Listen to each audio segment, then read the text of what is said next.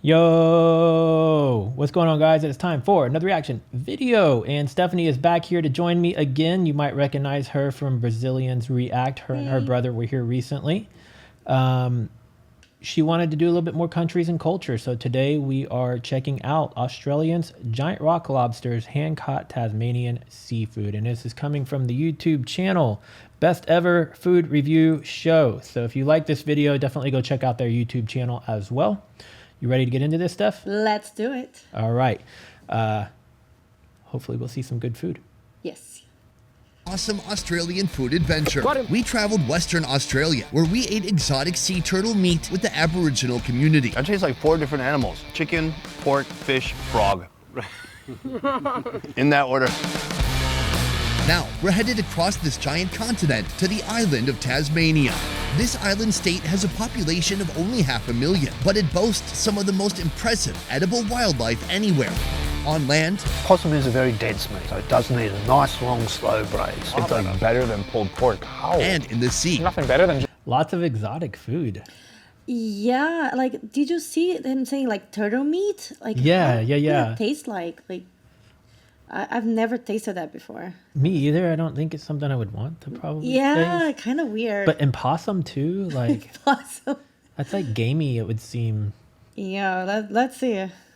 It looks like normal meat there, but Need Yeah. a nice, long, slow braise. It's like better than pulled pork. How? And in the sea. nothing better than just eating something that you've caught. Today, we're on a mission to explore what creatures lurk in the pristine waters that surround this island. From marine life caught by hand, It's one of the best meat textures out there. to a large-scale seafood factory, processing thousands of pounds of ocean meat per month. How popular is eating shark in Australia? This succulent seafood lover's dream begins right here on the coast. Gentlemen, thank you for being here today. We have an absolute treat for you guys. We have been out on a hunt, a couple of days out at sea, about 50 kilometers offshore at one point, and we have gathered some fantastic Tassie treats for you. This is Tim. He works as a director of photography, and Chris here is a retired veteran. They each have their own YouTube channels, where they showcase a passion for diving and thrilling adventures around the island of Tasmania.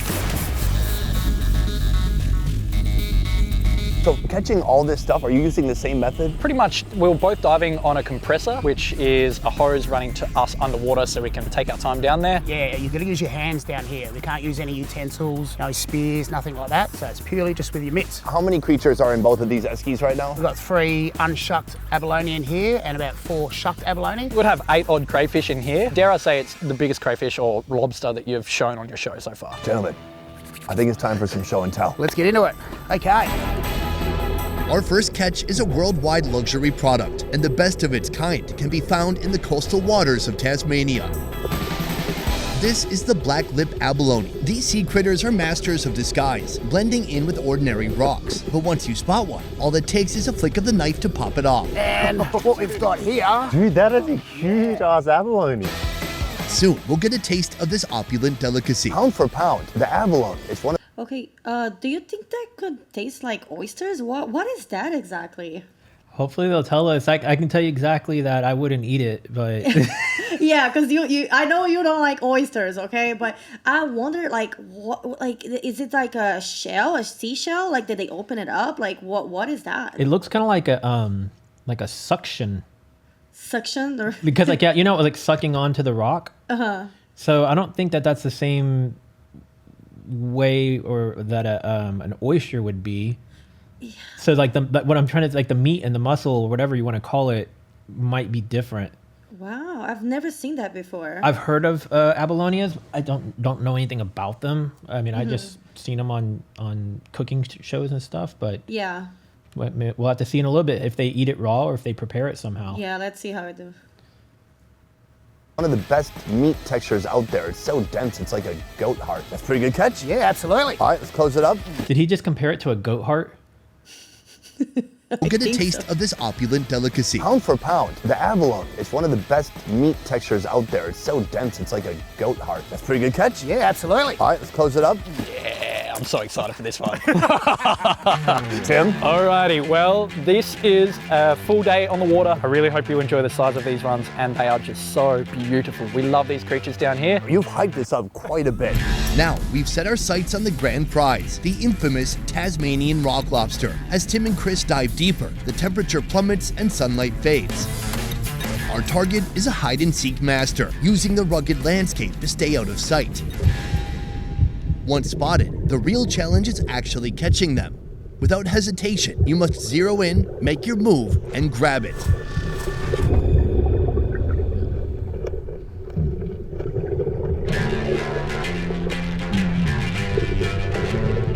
Wow. Holy shit! That's about a 3.5 kilo crate. Dude, that is crazy.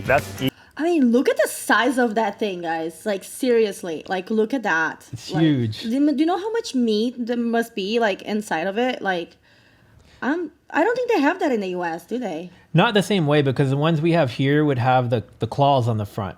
And you notice these don't have the pinchers. Yeah. So it's just a different breed, per se. Now, whether or not we have American, I don't want to call it American lobsters, because I don't even know where lobsters come from. I think they come from up north, northern region.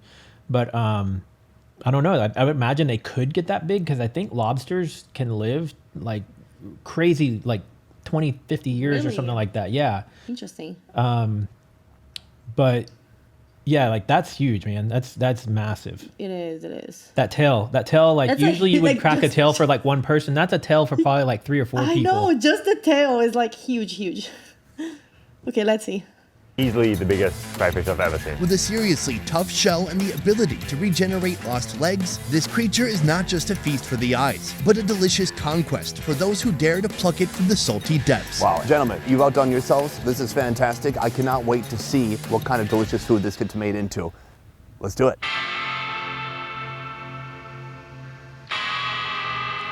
Here you go. They're going to answer your question of how they prepare this.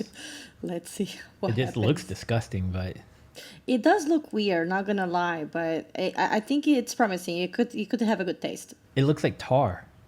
Tar. So first thing I'm going to do is shuck this. You just use a butter knife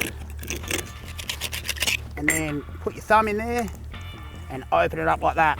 And you're left with this beautiful shell. So now I'm just going to rip these guts off. And then You imagine that dude's alive. And he's like, oh, I'm just going to rip his guts off. Yeah. You can't how do you put it just out of its rip it misery? off. Ugh. I'm just cutting the mouth of this abalone. So the reason we cut the mouth out is these are a filter eating mussel. So we want to get rid of all the bad stuff. We're left with this mussel here. If we just cook these like this, it's going to be really rubbery and not the greatest texture. Give it a nice good bash, and then you can see how much softer it is. A lot easier to eat.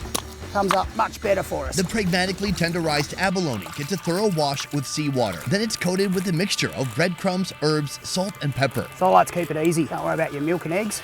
Chuck it all in a sandwich bag and give it a good shake. Now it's time to give these snails a sizzle.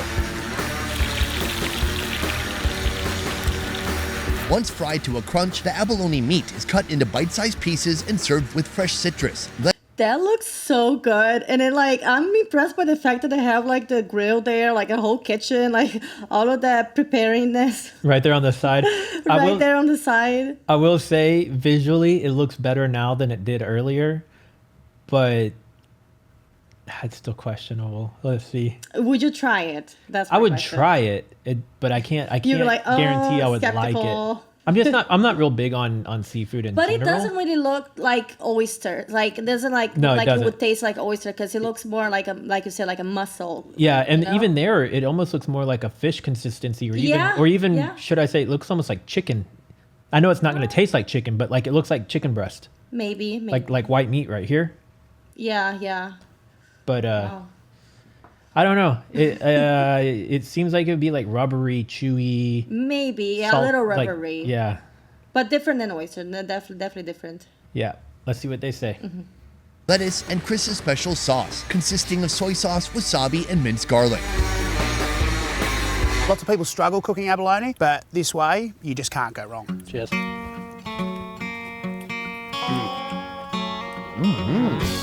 That's a steak of the sea, really, isn't it? Absolutely, yeah. I'm surprised how tender it is. His tenderizing method actually works quite effectively. Now, I do appreciate the dense texture of abalone, but this is nice too. It's just a different take that I've never experienced. It falls apart in your mouth a little bit more. Where'd you pick up this recipe? So I actually created this just by being lazy. Yeah, it's one of my favourite ways of doing it. Nice and easy. You know, if you sort of wrap it in the lettuce, give it a bit of a dip. Look at that, that's just bloody perfect, I reckon. That's like Korean barbecue. There you go. I love that he said he created it just out of being lazy. But I mean, looks good. This whole island, how many people live here? Oh, I think about 500,000 on the whole island. I mean, there's not many people. How far is it from mainland Australia? 240 kilometres south. And to get off the island, you basically have to fly, right? Swim. Right. That's an option too. So that makes this island really unique because even though it's part of Australia, it's not that close to the mainland. And so over time, it's going to develop maybe a little bit of its own culture. How would you say Tasmania is different from mainland Australia? The beautiful thing about Tasmania is that there are so many untouched gems here. Tasmania, unlike mainland Australia, offers a journey back in time with its untouched wilderness and dramatic landscapes. It's a realm of rugged cliffs, dense rainforests, and relentless southern ocean waves, standing in stark contrast to the more familiar scenes of the Australian outback. The whole uncharted, untouched, that's a big thing for me. So yeah, it's a really good place to sort of grow up and spend your years, I reckon. We have one more course remaining. Fresh Tasmanian lobster roll. Lobsters this size are a bounty of sweet, rich meat. Today's recipe requires some thick, meaty tails.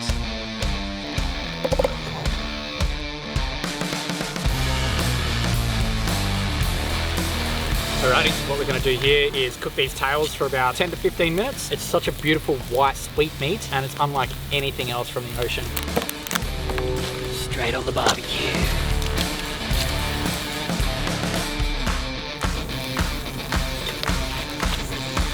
Now we're just going to start slow cooking them through the pan with a little bit of garlic butter. We've also got some of these cray legs. These big fighting claws are going to be fantastic.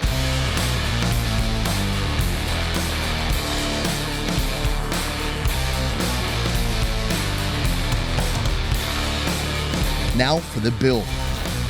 Smear on cream cheese and make a bed of chopped lettuce on which the lobster meat can rest. Get it? It's resting on a bed? Oh, fucking clever. Finally drizzle some tangy sauce on top. This looks gorgeous. What makes it? Okay, you cannot tell me that you would not taste that, Melvin. Like, that looks delicious. That looks like amazingly good. I would probably try the lobster meat on its own. You like all lobsters or you don't? No, I don't generally like lobster and shrimp. I don't like the sponginess of the meat. Yeah. It's the texture. Sometimes it's not just the flavor that I don't like. But if it's included in a texture. sandwich like that with like the sauce and all, like, I think you probably like it. I'll try it. Like, I'll try just about anything. You got me to try freaking chicken hearts. No, chicken hearts are great, okay? But I actually liked them. But like, I remember the first time you mentioned chicken hearts, I was like, maybe I heard her wrong. Chicken hearts or on maybe a skewer. she's joking or something. But then you like had a whole bowl of chicken hearts, and I was like, oh no, she was serious. I definitely want chicken hearts as well. I love seafood, guys, but I also like chicken hearts. That's definitely a Brazilian thing. For sure. In Tasmania. I made it, and I'm Tasmanian. Yeah, that's what I assumed. That is so good. The bread is perfect. There's a crisp of the lettuce, then the tang of the mayonnaise inside, but man, just tons and tons of delicious lobster. That is some of the sweetest lobster I've ever had. Yeah, it's a really good way of cooking it like that. Easy as, just chuck it on the coals and can't go wrong. Oh, I love how smoky it is too. Really good. Just a great, delicious, creative use of these local ingredients that you guys fought hard for. Do you feel the reward? I feel the reward and I didn't do anything. Nothing better than just eating something that you've taught. Yeah, I think Those freaking lobsters are monster The reward. size. I feel the reward and I didn't do anything. Imagine like you actually going there, like diving in and catching them and eating them like right off like the shore, like right there. Like, imagine how great that would feel. Like, I mean, I would love to do that. When I went to the Philippines, I started off in the city of Manila, but eventually we ended up in the islands in Boracay. Yeah. And they have kind of like a lobster as well, but it's more of like these cool green and like teal type colors. It's like really colorful, really pretty. And they catch them daily. And so when you walk along the beach there in Boracay, they start prepping like these like trays of ice, and they put all the fresh meat out there so that you can kind of like see what's going to be available for dinner in a couple hours. Yeah, it's all fresh. Like they just got it. Yeah, so when you see all these like really like vibrant green type colored lobster type fish or crayfish essentially, it was just really cool because I was like, wait, because that was 15 years ago for me. I was like, I didn't even know lobsters came in other colors, you know? So I think if, as much as you like lobster, I think you would like to see or maybe even taste those as well. For sure. I love lobsters. Better than just eating something that you've caught. Yeah, I think it takes you back to that primal instinct of us. You know, I believe we're all animals in some way. So, you know, go catch your own food and then eat it like this. It's just perfect, isn't it? And we've still got the legs to get into it. Well, let's do that. There you go. That is wild. Wow. This is what you don't find on menu lobsters. So this is an example of getting it in one piece. So it comes out like that, Just go straight up. straight down the gob.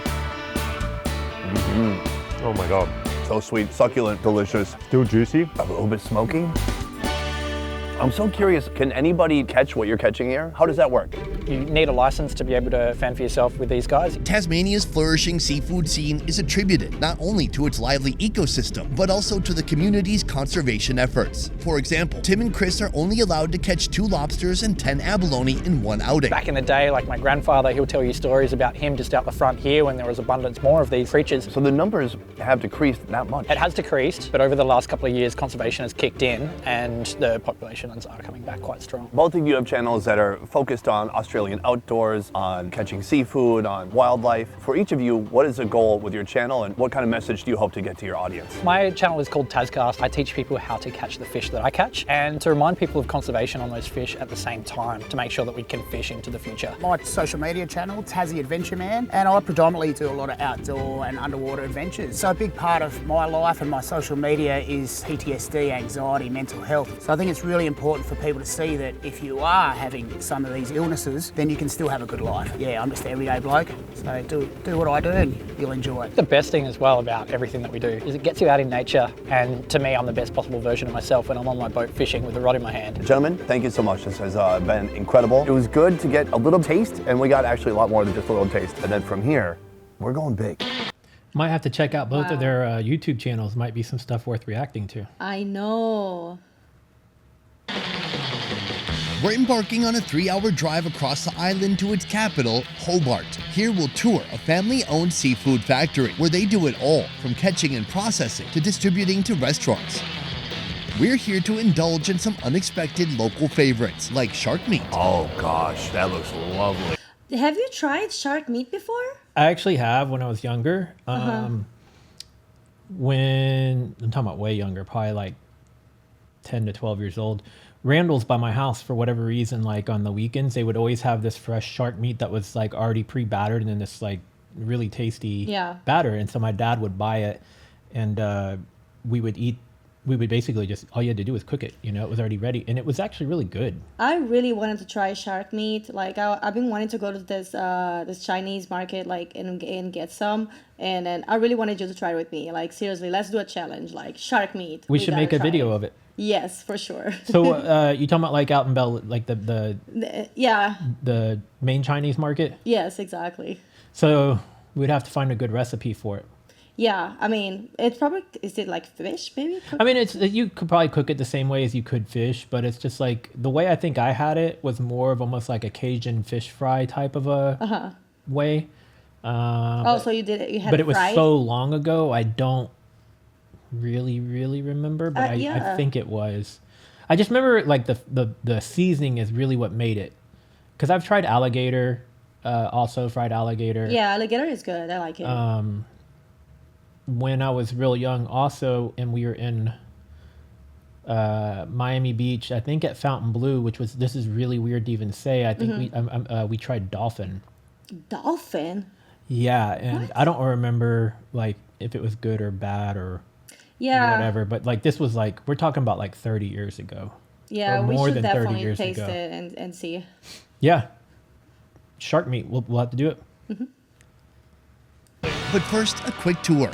We love seafood, is essentially what we do. Our guide, Jock Muir, third generation of Muir's Fishing. We fish probably pretty similarly to how you would have been down on the beach. We use hooks, but instead of one hook on a rod, we use auto long lines, set 500 metres deep, and we catch fish like lure trevally. Why hook the fish and not throw out gigantic nets? For us, it's all about quality. Hook caught fish, you're not getting that pressure on the fish. In a big net, if you're catching a ton of fish, you've got a ton of pressure pushing down on each fish. Ruins the flesh. And you ever have other countries intruding on your territory? New Zealand, Japan. Do you have cannons on your boats? No, not quite that bad. It's all friendly. For now. We're excited. I love that this dude's wearing shorts with those giant rubber boots and in a hoodie. Oh, I just noticed it. I saw it earlier. I was like, they're going to have to cut to another scene where You he... gotta keep safe, right? He doesn't want to slip. It's like very wet. Yeah. I think I was assuming that it was probably like a refrigerated area, but now that I see it, it's probably not. But like everybody else looks like they're dressed warm. I mean, they're And he's wearing cleaning shorts it and up. boots. He was not prepared. To see the rest of the factory and everything that happens here. I guess we could start with this. What is this station all about? This is our main processing floor, so some of our team started at 11:30 last night and they'll work through to about midday. Easter week this Wow. week, big week for us. Remember those giant lobsters from this morning? Well, Jock has a literal boatload of them right here. First of all, how big is your biggest lobster? We'll have a few about 3 kilo fish. We got a nice big one there. To fill this gigantic tank, Jack orders lobsters from contractors all around Tasmania. Instead of catching them by hand, they trap the spiny crustaceans with baited cages. Cray pots is what we call it. South coast of Tassie, west coast of Tassie, east coast, you can catch crayfish all around Tassie. The one in your hand right now, if you had to guess, about how much would that cost? In a fancy restaurant, you'd probably be paying $600, I reckon. It's a lot of money for a meal, and I guess it's just so much work to get these. $600. Just one. It's like $600. And they okay. he just got one for free right there, fresh out of the water. Exactly. $600. That's too much, but I mean, probably tastes like. Well, they said 600. Their currency 400 hours, but still $400. Yeah, I don't know the difference in their currencies, but. Yeah, like let's see. It said, Restaurant, you'd probably be paying $600, yeah, so 400 our currency. Okay. I reckon. It's a lot of money for a meal, and I guess it's just so much work to get these, right? The demand for them can go through the roof, and that's what drives the price up really high. Fantastic. All right, let's keep moving. I want to see what else you got. Not a problem. Fish and chips is typically made from cod or haddock, but Australia is not a typical place. And in just moments, we'll be trying fish and chips shark style. So this is a mako shark, probably 70 kilos, I reckon, gilled and gutted. Mako shark is a lightning-fast predator high up on the food chain, capable of reaching speeds up to 45 miles per hour. How popular is eating shark in Australia? They aggressively feed on a variety of marine species, including other sharks. So I know there's a lot of people who are like against sharks, like eating sharks. But to me, I think it's more so it's like in a lot of the Asian cultures, they'll kill a shark just for the shark fin, and then they throw the whole rest of the shark back. Why just the fin? It's some sort of strange delicacy. But like they say that like It has meat in it? it's cartilage. It's Just like it doesn't cartilage, even yeah, do, like- it doesn't add any health benefits. There's nothing good about it. It doesn't do anything for you. It's just like this, and it's super expensive too. But if they're using here, this is different. They're using the full shark. They're using it for the Yeah. meat. They're not using it for the shark fin. Then I'm like, okay, it makes more sense. To be more specific, like the challenge is for like the baby sharks, not a huge shark, okay, guys? Because that's too much meat. That's all. Yeah.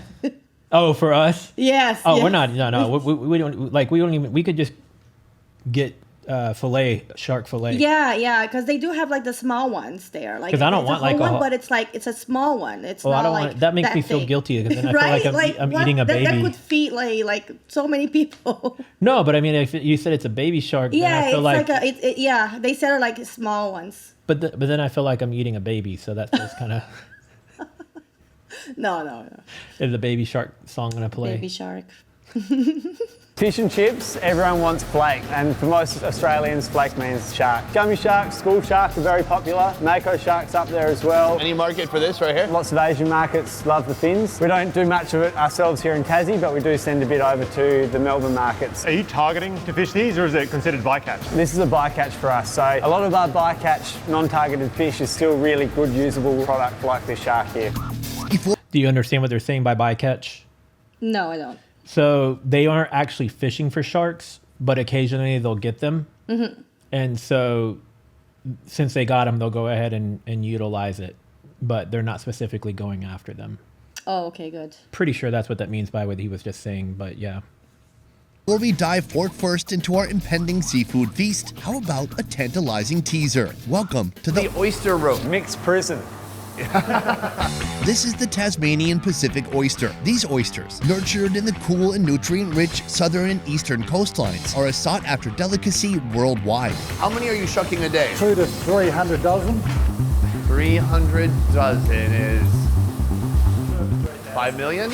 What is the secret to effectively shucking an oyster? Every oyster's got a mussel at about 3 o'clock. So I go in there, turn my knife up to cut the mussel off the top lid, and then you scrape down to detach it from the bottom shell and flip it over and turn it so it's ready to eat straight out of the shell. Wow. And he's doing that once every 6 seconds. This guy's a machine. That's really good. It has a natural sweetness and a natural saltiness. Okay, so it actually looks different. Like, I don't know. Like, Because of the color? yeah, the color. Because the ones from here are more grayish. I think so. Yeah, they are. So the difference is when you're getting them from the Gulf of Mexico, our water is darker, and so they're filtering what is coming through them. This is what my assumption is. They're coming from a cleaner, clearer, fresher that looks looking more- water, so maybe the color of the water and what they're filtering through themselves possibly makes a difference. That's probably the thing. Yeah. Yeah, because I mean, like, we don't have crystal clear waters here. We have muddy waters. Yeah, we don't. But I mean, that must be like really good. That looks good, good. Difference of opinion, but okay. To me, it looks like a giant floggy You're like, booger or should something. I Looks like you taste sneezed that out. Yeah, it's not a question of should I. It's like, no, I'm not interested in it all. That's you all day long. To it. And it's a nice size. I used to think bigger was better with oysters. Incorrect. Really good condition these oysters are at the moment, so they're a beautiful oyster. Very nice. Super delicious. The only thing better than a lobster is another lobster, though instead of grilling, this one is steamed with a fleet of his friends. Here, an industrial-sized vat receives a collection of lobsters that steam for about 30 minutes. Normally, after steaming, they'd be chilled and delivered to local restaurants. But for us, they're cut in half by Chef Nathan, the mastermind behind 3 of Muir's seafood restaurants. With the addition of lemon and homemade aioli, this dish is complete. Oi, gentlemen, this looks outstanding. The first thing I want to start with is this right here. Go for it. This thing is meaty. There we go. Wow. That is half a lobster tail. We have a lime and coriander aioli here. Aioli is like mayonnaise for rich people. Cheers, enjoy. Oh my God. Oh, it's delicious. This is so juicy, it's plump. I wonder if it's because of the size. Is there like an ideal size for a lobster? They're all pretty good. I think the general public leans towards the smaller size. They do say when they get older, they get a little bit more tough, but it's also a high cost item, so people may go for a smaller size one. That's what I would do. I would get the smaller one and be like, well, they taste better, actually. What is the difference, would you say, between this kind of lobster and something like Alaskan lobster? The European or the Alaskan ones are a lot more refined in their texture. They're not as densely packed in with the flavor and the muscle structure here. I think these ones are a bit more of a wilder, kind of stronger sea creature. Yeah, this is very dense. It's got a bit more bite to it. Yeah, it's a longer chew, yeah. Course 2, an exhilarating encounter with a mako shark. Okay, so we should like learn how to do it. Like maybe while they're cooking it, like we should like just like take some notes about how they're doing it, because looks the like way they're cutting it looks perfect. They're doing like it looks like flanks of steak almost. Yeah, exactly. And it looks like they're about to do a fry style, which is I think similar to what I the had. fry style. Yeah. And plain flour, self-rising flour, dock cider, salt, pepper, tarragon, and fresh dill. Coat the shark fillet in plain flour, then a layer of the batter. Immerse it in sizzling hot oil until it transforms into a golden masterpiece with a crunchy batter that sings with flavor. To accompany the shark, plants. I'm gonna crack a piece of this off. Oh gosh, that looks lovely. I'm always so fascinated by shark. The idea that people would even eat shark was something I didn't realize till I was maybe in my 30s. Cheers. Wow. That's really good. It's not that flaky, much softer flesh, but the flavor is great. You have a great crust on there, very delicate. The meat, it's almost on the side of being slightly mushy. It sort of reminds me of the stingray we had in WA. But when you mix that softer texture with the outer crunch, it's a nice combination. Can you tell me about this right here? This is our blue-eye trevella. And this is actually a modernized recipe from the Muir's family recipe. The blue-eye trevella is a large fish that can grow up to 3 feet in length. This deep-sea swimmer is cherished for its tasty flesh, and we're about to find out why. After the blue-eye trevella is filleted, it's seared, giving it a beautiful crust.